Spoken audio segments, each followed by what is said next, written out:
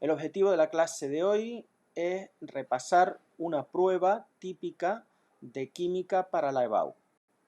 El primer problema dice lo siguiente.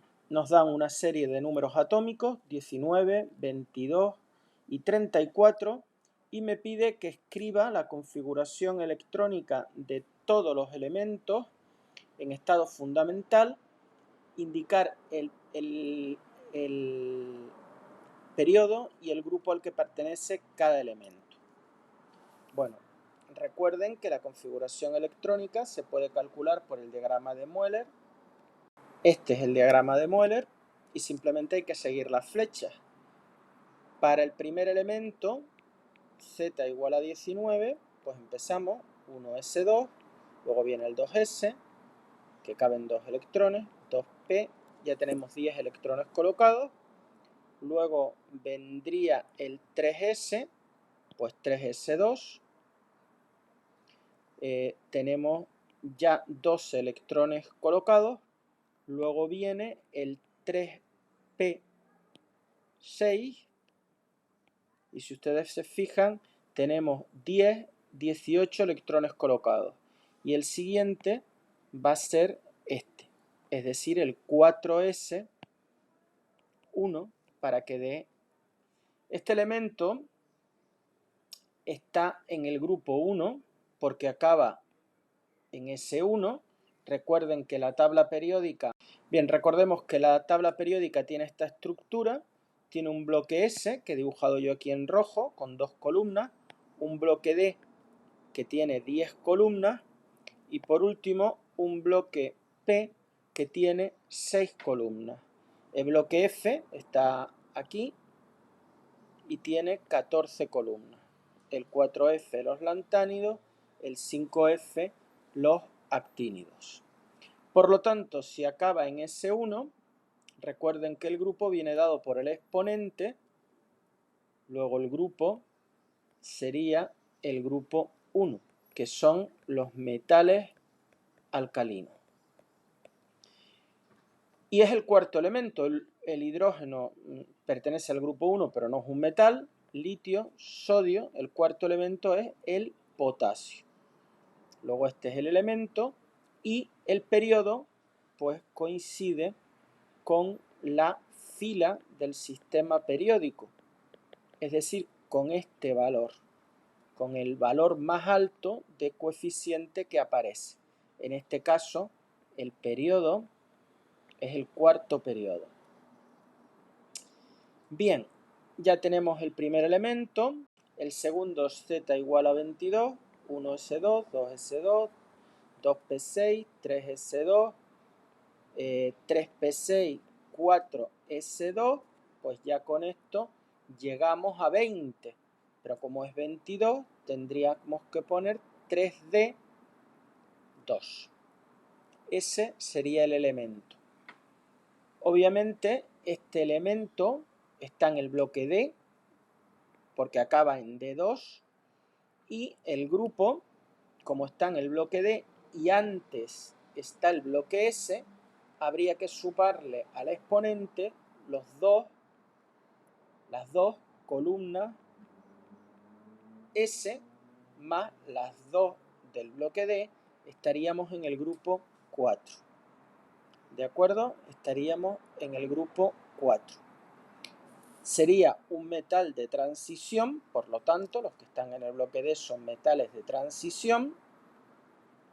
Y el periodo, cuidado, el periodo sería el 4, no el 3. El periodo es el mayor de los coeficientes.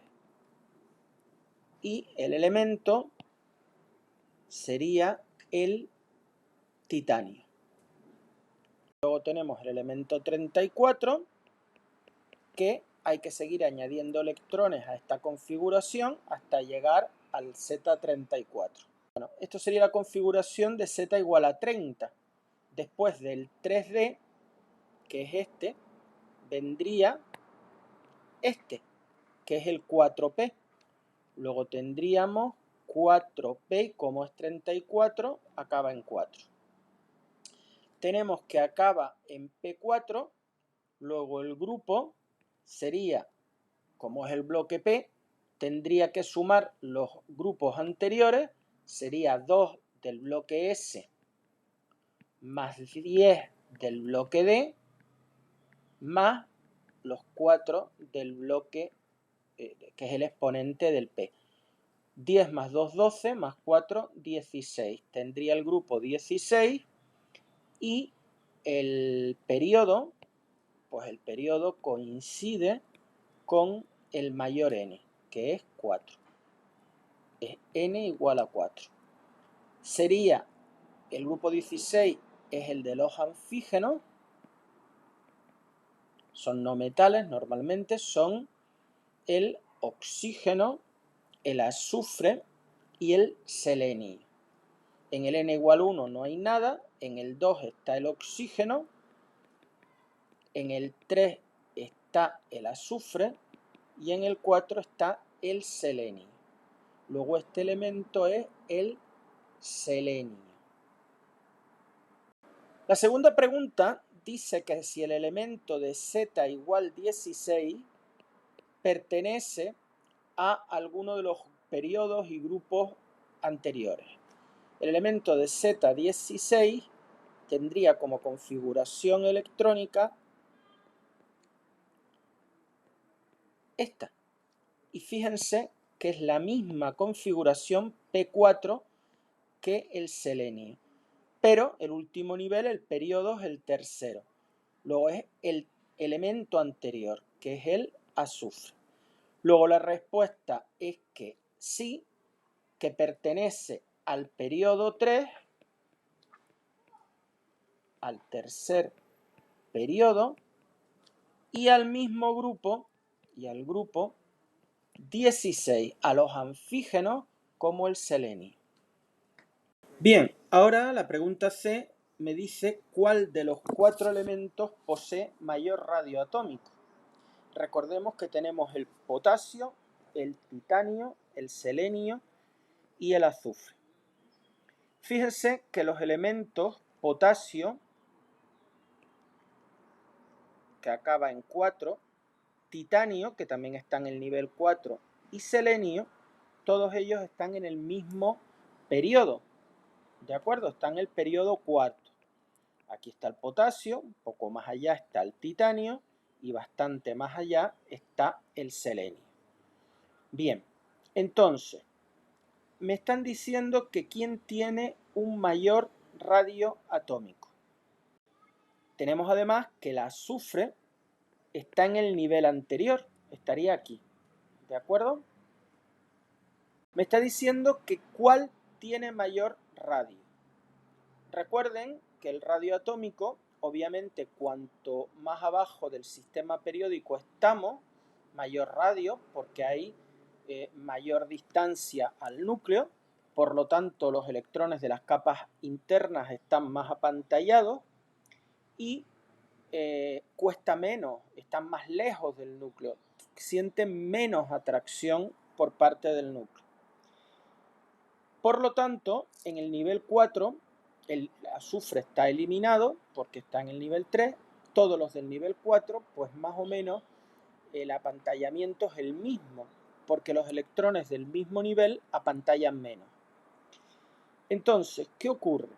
Que a partir del potasio hasta el selenio, yo le voy añadiendo electrones y protones al núcleo. ¿De acuerdo? Entonces, la fuerza nuclear va siendo cada vez mayor y eso hace que atraiga a los electrones cada vez con mayor fuerza. Es decir, que el selenio, a pesar de estar en el periodo, en el grupo 16, como tiene más protones en el núcleo va a atraer a los electrones de una manera más fuerte que lo hace en el titanio y más que en el potasio. Por lo tanto, el elemento que tiene mayor radio atómico es el potasio. La razón obvia de que tenga el mayor radio es que tiene el menor número de protones el núcleo y la distancia de los electrones y el apantallamiento, como están todos en el nivel 4, va a ser similar. Al tener más protones hay mayor fuerza de atracción electrostática y eso hace que el radio del potasio, que tiene menos electrones que menos protones que el titanio y el selenio, sea mayor. Ahora dice que ¿cuál es el más electronegativo? La electronegatividad es la capacidad que tienen los átomos para atraer hacia sí los electrones, para captarlos. En este caso, los elementos que tienen más tendencia a captar electrones son los que están más próximos a conseguir el octeto, que serían el azufre y el selenio. Fíjense que aunque en el nivel 4 esté el potasio y esté el titanio, el potasio intenta perder electrones, este es el azufre, este es el grupo 16, y el titanio, al ser un metal también, pero el selenio lo que va a intentar es ganar electrones. Pero el azufre es más electronegativo que el selenio, ya que sus electrones están más cercanos al núcleo. Recuerden que este está en el nivel 3 y este está en el nivel 4, en el periodo 4. Por lo tanto, los electrones en el azufre son más cercanos que los electrones en el selenio. Por lo tanto, están atraídos con más fuerza. Por lo tanto, el azufre es el elemento más electronegativo de estos cuatro. Dice lo siguiente el segundo problema del bloque de equilibrio. La constante de equilibrio de la reacción tetróxido de dinitrógeno para dar 2 dióxido de nitrógeno vale 0,67145 grados centígrados. Calcular la presión total en el equilibrio en un recipiente que sea llenado con tetróxido de dinitrógeno a 10 atmósferas y a dicha temperatura. Bien, primero que vamos a hacer, si yo tengo la ecuación de los gases perfectos, P por V igual a nRT, si yo despejo N partido por V y el número de moles partido por el volumen es la concentración, yo puedo despejar la concentración, que es la presión, que es 10 atmósferas, R, que es 0,082, y T, que es la temperatura. Aquí tenemos la temperatura en centígrados, pero habrá que sumarle 273 para pasar a Kelvin. Entonces, si yo sustituyo, obviamente obtengo la concentración de tetróxido de dinitrógeno inicial, que es 0,38 molar. Bien, yo puedo hacer el cuadro. Si yo pongo una concentración, acuérdense que la concentración son moles por un litro. La molaridad lo que significa es que yo tengo 0,38 moles en un litro de disolución, por cada litro de disolución. Luego yo voy a coger esto como una molaridad inicial y luego el volumen lo voy a considerar de un litro. Bueno, obviamente, si de esto reacciona X, de esto se formará el doble, puesto que aquí hay un coeficiente estequiométrico 2, y los moles en equilibrio serían los iniciales menos los formados o los iniciales más los formados. Las concentraciones en equilibrio habría que dividir estos moles por el volumen total, que como esto es una concentración, y ya lo dije antes, sería 1. Bien, la constante de equilibrio son los productos elevados a su coeficiente estequiométrico, 2, partido por los reactivos elevados a su coeficiente, que es 1.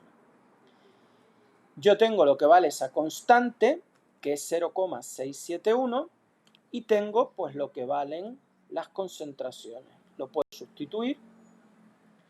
2x elevado al cuadrado es 4x cuadrado. Y tengo lo que vale K sub C, que es 0,671. Si opero, me quedaría 0,671 por esto. Y si yo quito paréntesis, Me queda aquí 4x cuadrado más 0,671x, que lo paso a este miembro, menos 0,225 igual a 0. Si yo resuelvo esa ecuación, como resultado válido me sale x igual a 0,182. Recuerden que si me sale un x negativo no es viable y tampoco sería viable un x mayor que, por ejemplo, que 0,38. No puede reaccionar más de lo que hay.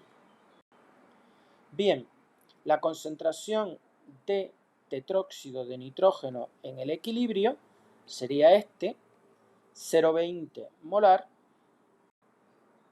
y la concentración de dióxido de nitrógeno en el equilibrio, 2x partido por 1, que es 0,36 molar. Y la presión total, pues sería igual, por P por V igual a nRT, a, si yo N partido por V es la concentración, pues sería la concentración en equilibrio de este más de este. Vamos a ver, recuerden, yo aplico P por V igual a nRT para cada compuesto y sumo P1 más P2, paso el V dividiendo, pues N1 partido V, N2 partido V2 por R y por T, porque R es la misma en las dos y T también. ¿Vale? Eso es lo que estoy haciendo. Y me da 14 atmósferas, que es el resultado de la presión total. En el tercer problema es del bloque de ácido base y me dice una disolución acuosa de un ácido monoprótico de concentración 0,1 moles por litro molar tiene un pH de 1,52. Calcula su constante de acidez. Recuerden que si no saben formular un determinado ácido, lo pueden poner como HA. ¿Vale? Lo que pasa es que les van a quitar puntos, pero nunca es tantos puntos como dejar el problema en blanco. Este es el equilibrio de disociación del ácido. El ácido cede su protón al agua, que actúa como base, y se obtiene el ácido, la base conjugada más H3O+. Si las concentraciones iniciales es 0,1, los moles iniciales, moles que reaccionan, pues reaccionarían. Esto está mal, porque lo que reaccionaría es esto. Estos son los moles formados, no los que reaccionan. Moles formados serían X y X, y moles en equilibrio 0,1 menos X, X y X. Alfa es me pide que calcule la constante de acidez.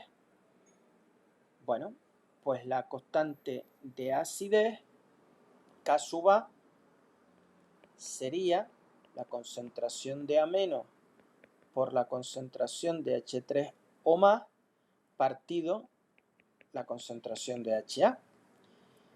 Obviamente. Pero yo no tengo la concentración, no tengo X. Pero lo que sí me dan es el pH. El pH es menos logaritmo de la concentración de protones. Luego el pH es el menos logaritmo de X partido por 1. Partido por 1 porque esto es una concentración, como antes, que son los moles que hay por un litro de disolución. Luego, esto sé yo que es 1,52. ¿Cómo despejo de ahí? Lo primero, paso el menos al otro lado. X entre 1 es X. Y ahora tengo que aplicar la función inversa del logaritmo decimal, que es 10 elevado a. Esto es muy importante. Obviamente, dos funciones inversas queda el argumento y me quedaría 10 elevado a menos 1,52. Acuérdense siempre que cuando les den el pH, la concentración de oxonio se puede calcular como 10 elevado a menos pH. Y si ustedes hacen eso, bien, aquí tienen la ecuación, ahí tienen lo que hemos dicho de las concentraciones de oxonio y ameno que son iguales, e iguales pues a lo que me dio esto, que es 0,030, que es lo que vale 10 elevado a menos 1,52. Entonces ya tengo lo que vale X, puedo sustituir aquí y tengo las concentraciones en equilibrio de todos los reactivos y productos. Esto me daría X por X partido por 0,1 menos X, 0,030 por 0,030 partido por 0,1 menos 0,030, que esto es 0,013. Esa es la constante de acidez. Y ahora dice, ¿qué concentración debería de tener la disolución para que el pH fuera 2? Me vuelve a dar el pH 2 y la K sub A no varía. Recuerden que la constante de acidez, como todas las constantes de equilibrio, K sub B, K sub C, K sub P, solo variaban con un factor, que era la temperatura.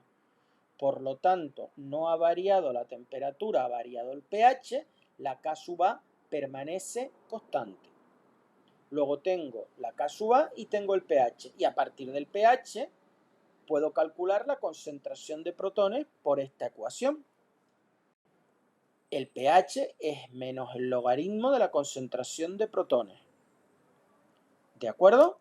Acuérdense que yo pasaba el menos para acá y obtengo esto. Y ahora para despejar necesito la función inversa del logaritmo decimal, que es 10 elevado a.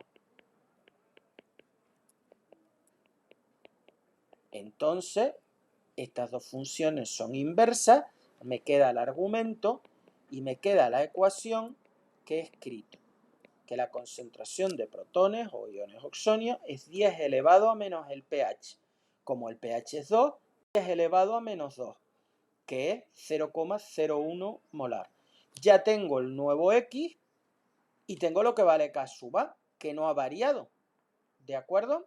Perdón, tengo el pH, con lo cual la K sub A, que no debe de variar, lo que variará será la concentración inicial, que no la tengo. Tengo lo que vale X, pero este 0,1 ahora no es 0,1, es C. Luego esto sería X por X partido por, ahora en vez de 0,1 voy a escribir C por C menos X. C sub 0. Entonces esto sería X cuadrado partido C sub 0 menos X. ¿Y sé cuánto vale X? 0,001. Porque la concentración de protones es igual a X. Bueno, recuerden que estos son los moles formados y los moles que reaccionan son X, que no lo estoy corrigiendo. Bien, entonces, ¿qué haría? Pues sustituyo aquí la X, 0,01 al cuadrado, partido C sub 0 menos 0,01. Y eso va a ser igual a la K sub A, que vale 0,013. Y de ahí despejo.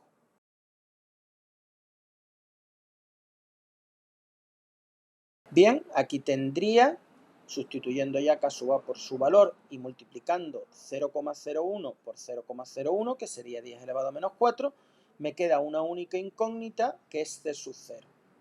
Me quedaría esa ecuación si opero y si resuelvo. Esto es lo que me quedaría despejado C sub 0, que si ustedes lo calculan, les daría 0,018 molar, que es la concentración que debería de tener la disolución para que el pH fuera 2. Bien, el siguiente problema es de química del carbono, química orgánica, y dice lo siguiente: indicar dos posibles estructuras para la fórmula C2H6O y nombrarlas. ¿Cuál de ellas presentará un punto de ebullición más elevado y por qué? La fórmula corresponde a un compuesto con dos carbonos. y teniendo en cuenta que un carbono solo puede formar 4 enlaces, se trataría de un compuesto saturado. No tiene ni dobles ni triples enlaces, porque tiene, entonces podría ser este compuesto, que es un alcohol. ¿De acuerdo? Obviamente, el isómero de función de un alcohol es un éter, que sería este. Este sería el etanol y este sería el dimetil éter, o si lo prefieren, metoximetano. Bien, obviamente, ¿quién tiene mayor punto de ebullición?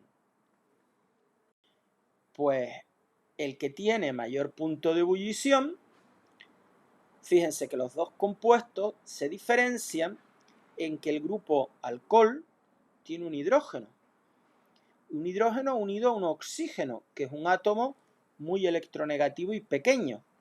Luego este compuesto puede formar puentes de hidrógeno. Este no, porque si bien tiene oxígeno, no tiene hidrógeno unido al oxígeno. Estos hidrógenos están unidos al carbono. Por lo tanto, el etanol va a tener puntos de fusión y ebullición muchísimo más elevados que este compuesto, puesto que forma puentes de hidrógeno. Recuerden que la formación de enlaces de hidrógeno requería de hidrógeno y de un átomo muy electronegativo y pequeño, que solo podían ser 3 tipos de átomos: el flúor, el oxígeno, como en este caso, y el nitrógeno. Este tiene oxígeno, pero no tiene hidrógeno, no forma puentes de hidrógeno. Los puentes de hidrógeno hacen que la sustancia tenga unos puntos de fusión y ebullición anormalmente elevados, puesto que se necesita una energía extra para romper esos puentes de hidrógeno. Los alcoholes, cuando se calientan a unos 180 grados en presencia de ácido sulfúrico, se deshidratan, formando un alqueno, una reacción de eliminación. Pero sin embargo, cuando el calentamiento es más moderado, a 140 grados, se obtiene un éter. Formula ambas reacciones e indica a qué tipo de reacciones pertenece y qué papel desempeña el ácido sulfúrico en ella. La primera, obviamente, es una reacción de eliminación. ¿Por qué? Porque tengo que se elimina de aquí un hidrógeno y de aquí un OH. Perdón, de aquí un hidrógeno y de aquí un OH. Por lo tanto, da un alqueno más agua. ¿Cuál es la función del ácido sulfúrico? Pues la de ser agente deshidratante. El sulfúrico puede tener 3 funciones: como agente deshidratante, como oxidante o como ácido fuerte. Tenemos, por lo tanto, una reacción de eliminación. La siguiente reacción, obviamente, es una reacción de condensación. Tenemos una molécula más grande que se forma por unión de 2 moléculas de alcohol y pérdida de una molécula sencilla que normalmente es una molécula de agua. Por lo tanto, esas reacciones que se da lugar a un compuesto más grande por fusión de otros dos con pérdida de una molécula de agua, se llaman reacciones de condensación. El ácido sulfúrico aquí también actúa como catalizador de la reacción. Podríamos considerar que en las dos actúa como catalizador, aunque realmente está actuando como agente deshidratante. Aquí formando un alqueno y aquí, fíjense que también se está dando agua, formando una reacción de condensación. Bien, el último problema es un problema de redox, concretamente es un problema de electrólisis. Dice, se hace pasar una corriente de 0,452 amperios durante 1,5 horas a través de una celda de electrólisis que contiene cloruro de calcio fundido. Se pide que escribamos primero las reacciones que tienen lugar en el ánodo y en el cátodo. Recuerden que siempre en el cátodo hay una reducción y en el ánodo una oxidación. Al cátodo van los cationes y el cloruro de calcio está formado por iones calcio, que son los cationes, e iones cloruro. Luego los cationes van a ir al cátodo, que es el polo negativo en la electrólisis, y se van a reducir. Y los aniones van a ir al ánodo, que es el polo positivo, y se van a oxidar. El polo positivo en las electrólisis, en las pilas al revés. Esa es la reducción del catión a metal y la oxidación sería pues de cloruro a cloro, que se da en el ánodo. Ahora me pregunta el apartado B, ¿qué cantidad de calcio se deposita? Obviamente, yo sé que para depositar un mol de calcio se necesitan 2 moles de electrones. Como para X moles de electrones de calcio, se necesitarán X moles de electrones. Vamos a pasar, como me piden cantidad, a gramos. Un mol de calcio son 40,08 gramos de calcio. Y esto lo voy a pasar a cantidad de electricidad, a carga. La carga es igual a I por T y la carga de un mol de electrones es un Faraday, que me dice que lo coja como 96.487, para ser más preciso. Pues es lo que pongo, 2 por 96.487. Esto lo voy a pasar a masa. Un mol de calcio es 40,08 gramos, y como esto está en gramos, esto también lo voy a poner en gramos. X gramos de calcio, y aquí sería una cantidad de electricidad igual a I, que es 0,452, por el tiempo, que como está en horas, lo tengo que pasar a segundos, y yo sé que una hora son 3.600 segundos. Operando, obtendríamos que la masa del calcio son 0,507 gramos de calcio. Esa es la masa de calcio, y ahora me pregunta, ¿qué volumen de gas medido a 20 grados centígrados y 1140 milímetros de mercurio se desprenderá en el ánodo?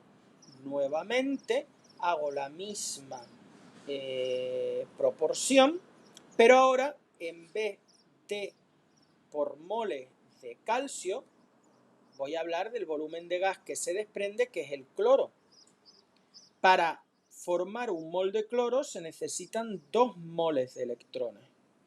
Como X moles de cloro darán la cantidad de electricidad que calculé antes. Es la misma. Bien, obviamente ahora, como me piden volumen de gas, no voy a pasar a masa sino a moles. Para de ahí irme a P por V igual a nRT, ya tengo N, que es el número de moles, la temperatura es 20 más 273, y la presión sería esto pasado a atmósferas, que sería dividiendo entre 760. Entonces, el número de moles de cloro sería 0,0126, y el volumen, si yo despejo, de P por V igual a nRT, sería nRT. El volumen, el número de moles es 0,0126, R 0,082, la temperatura pasada a Kelvin es 20 más 273, y la presión la tengo que pasar a atmósfera. Luego tengo que dividir los milímetros de mercurio entre 760 milímetros de mercurio, que es una atmósfera. Y calculo el volumen, que me daría 0,202 litros de cloro. Pues muchas gracias por vuestra atención y hasta una futura ocasión.